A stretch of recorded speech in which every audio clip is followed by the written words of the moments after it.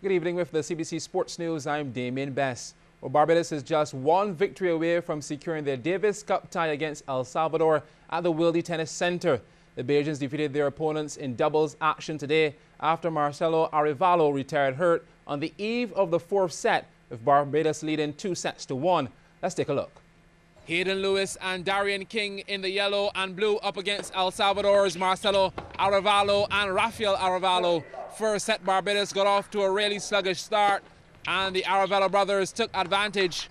Lewis and King trying to find their groove. Lewis with the serve, King sharp at the net, back and forth until the error from Marcelo into the net.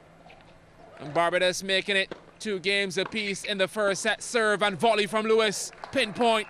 Marcelo, not a chance.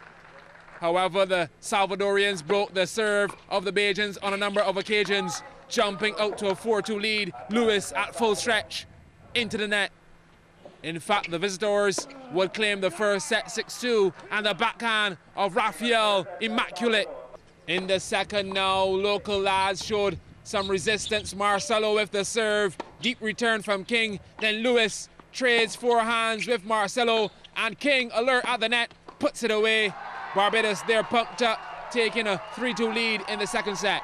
A bit of a pause on proceedings, concerned in the El Salvador camp, as Marcelo required some medical attention to his back just before the fourth game, but he would continue.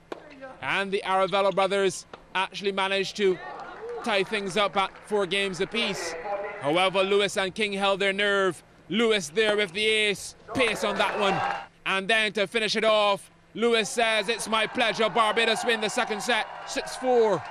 Let's head to the third then. El Salvador with a 3-0 lead. Lewis with the serve, King with options, point to Barbados.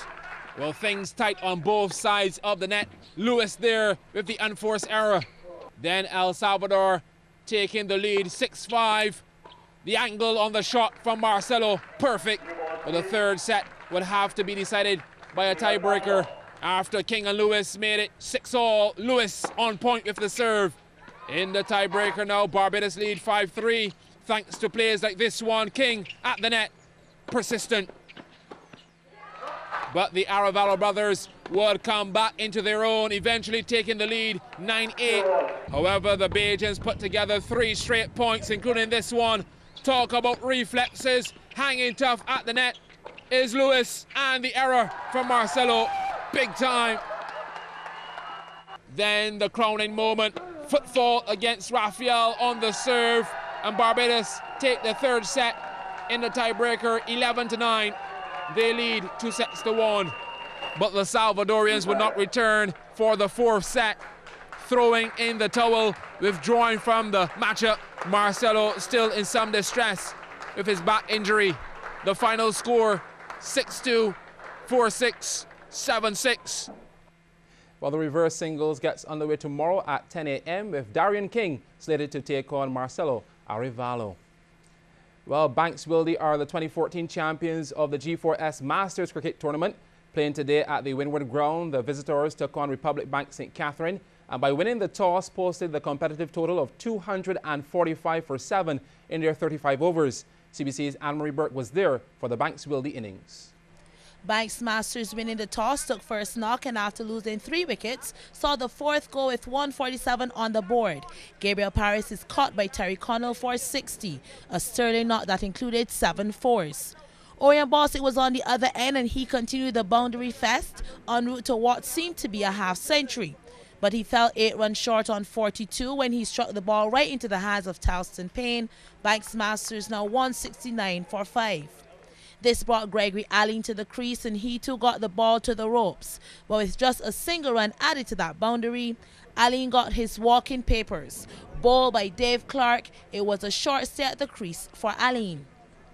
Mark Eswick was next in, and this nice sweeping shot also ensured he too had a boundary to his name.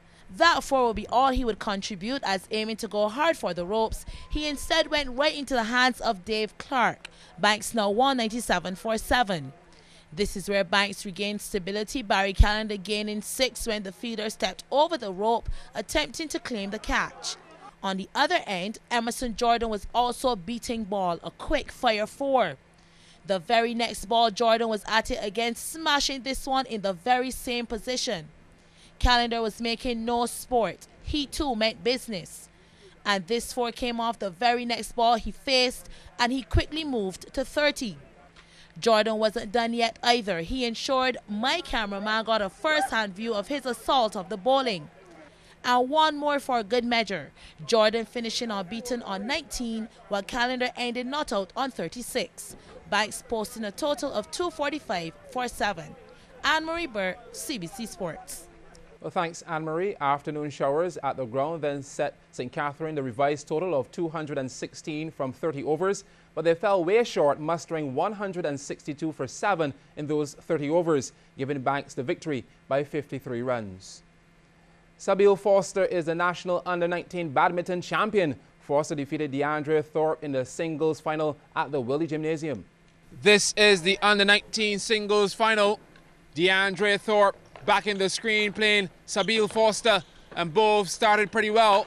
Thorpe, subtle, good placement for the point. Then Thorpe giving a point back to Foster after a long rally. Thorpe, the more aggressive of the two, just couldn't get it over the net. In another keen rally, the overhead smash by both players. Then Thorpe with power for the kill. However, Foster kept his cool, stayed patient in the rally before Thorpe, with a mental lapse, found the net. Foster would go on to take the first game, 21-19. In the second game, as they switch sides, Thorpe with the backhand push, Foster in no position to return. Thorpe finding his groove now, making Foster do all the work before beating his opponent with the cross-court kill. But Foster wasn't going away that easily. Thorpe there with the backhand.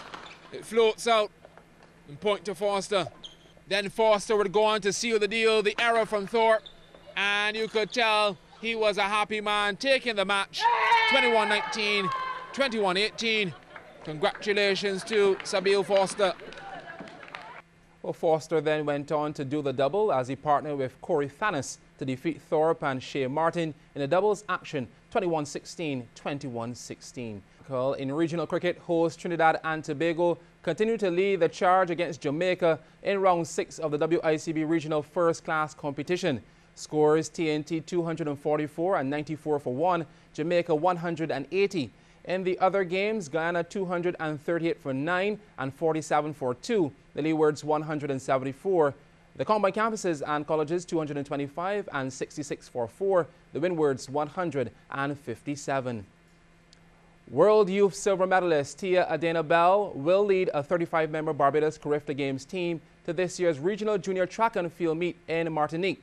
Bell, who became the first Barbadian female to win a medal at a World Athletics meet when she placed second in the 400-meter hurdles at the World Youth Championships in Russia last year, is one of just 3 females that will represent Barbados in the under-20 division.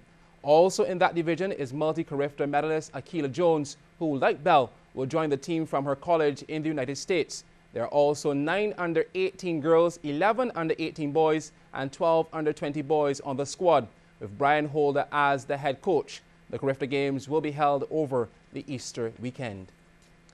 Meanwhile, sprinter Mario Burke has been honored for his stellar performances in athletics, as his school, Harrison College, celebrated 281 years this week.